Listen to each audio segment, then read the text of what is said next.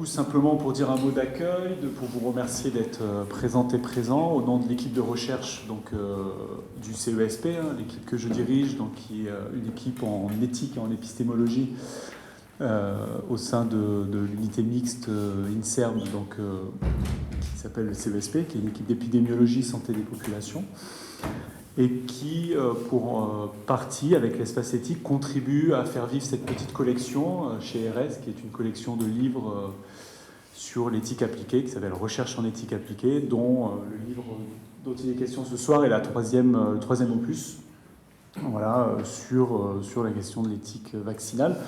Alors peut-être un mot sur le sujet du soir à la lecture du livre, hein, donc je remercie les deux coordinateurs, Vincent Israël Josse et Paul Louveil-Dubuc ici, pour ce beau travail utile. Moi j'ai retenu trois choses, mais après ce sera les objets de la discussion, puisque l'idée ici c'est pas de faire une intervention. Mais j'ai trouvé que ce livre collectif, pluriel et assez hétérogène aussi dans les contributions, il avait au moins trois vertus que j'ai relevées à la lecture des chapitres.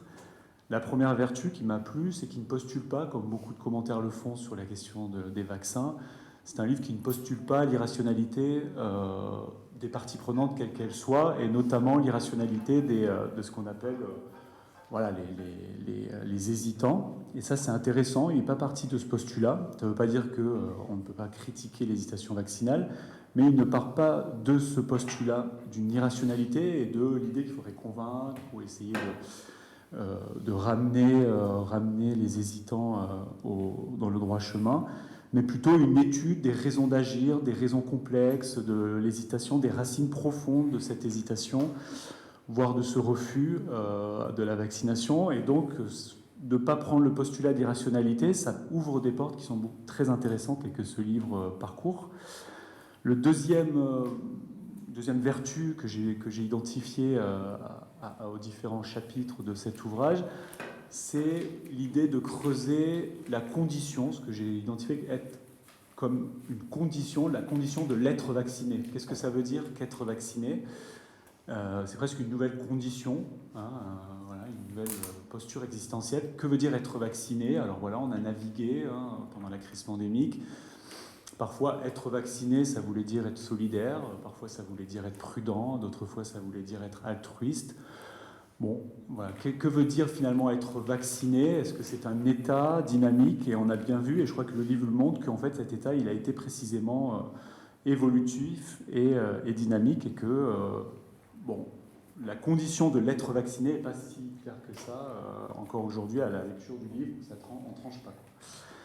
Et puis, troisième, voilà, un peu comme ça, thème que j'ai relevé, qui m'a semblé intéressante à creuser, et on va en parler ce soir, c'est l'interaction très étroite entre le droit, l'éthique et la volonté politique autour de cette question-là, et parfois l'instrumentalisation du droit, par notamment la notion d'obligation ou de non-obligation, d'une volonté politique particulière. Et à partir de là, le contournement ou pas de la question de la confiance, qui a été centrale sur cette question-là. Est-ce qu'il faut obtenir l'adhésion ou est-ce qu'il faut contraindre ? Et ici, il y a le droit qui est un instrument pour essayer de médier cette alternative-là. Et selon l'utilisation que l'on veut faire du droit, on a plus ou moins, on va dire, on parie plus ou moins sur la question de la confiance. Et donc j'ai trouvé que c'était une des vertus aussi de cet ouvrage, de prendre cette question-là à bras-le-corps, cette question centrale, autour de l'idée que la confiance, ce n'est pas quelque chose qui se donne, ce n'est pas quelque chose qui se décrète, c'est quelque chose qui se construit, qui est compliqué. Et que la confiance, elle est multiple, elle est plurielle, elle est multidimensionnelle, la confiance institutionnelle, la confiance en la science, la confiance en soi, la confiance à la parole des autorités. Et que ce construit qu'est la confiance, il est central. Voilà, et il est parfois réduit par l'outil du droit, et j'ai trouvé que c'était intéressant de pointer ça. Voilà. Bon, on m'a pas demandé de faire une conférence et des trucs, mais du coup je le fais pas, même si je suis très frustré de pas le faire. Mais non, je rigole, c'est très bien. Voilà, donc bienvenue et bravo, et à toi.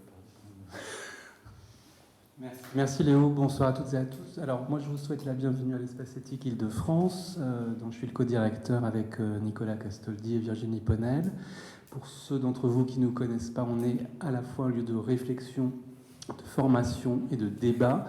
De réflexion, vous voyez qu'il y a plusieurs philosophes à la tribune, je suis moi-même philosophe de formation, et pour autant notre réflexion est toujours très très ancrée dans les pratiques. C'est le sens d'un espace éthique qui est implanté dans un hôpital.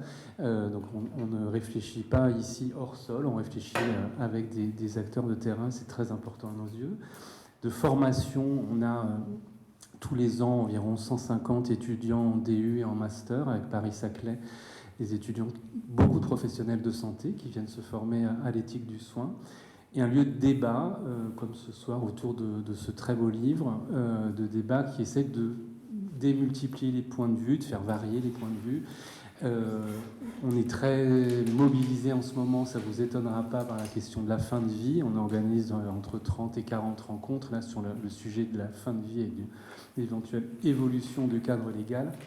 Et cette soirée nous donne l'occasion de revenir sur un autre sujet qui, par un hasard de l'actualité, se retrouve lui aussi dans l'actualité, puisque se pose cette question de la réintégration des soignants non vaccinés ces jours-ci, suite à une décision de la Haute Autorité de Santé, dont j'imagine que vous reparlerez. Moi, je vais être très bref, parce que votre programme est très chargé. Donc, vous souhaitez la bienvenue. Remercier Vincent Israël Jost et Paul Louvet-Guigu qui ont coordonné cet ouvrage et organisé cette soirée. Remercier très chaleureusement les contributeurs à cet ouvrage qui nous font l'amitié d'être là ce soir. Et remercier tout particulièrement le professeur Alain Fischer qui nous fait l'honneur de sa présence. Il est professeur émérite au Collège de France, immunologiste. Il a présidé le conseil d'orientation de la stratégie vaccinale, et vous imaginez qu'évidemment on est très heureux d'avoir qu'il nous fasse l'honneur de sa présence et puis de discuter des présentations qui vont pouvoir être faites par les uns et les autres. Bonne soirée à tous.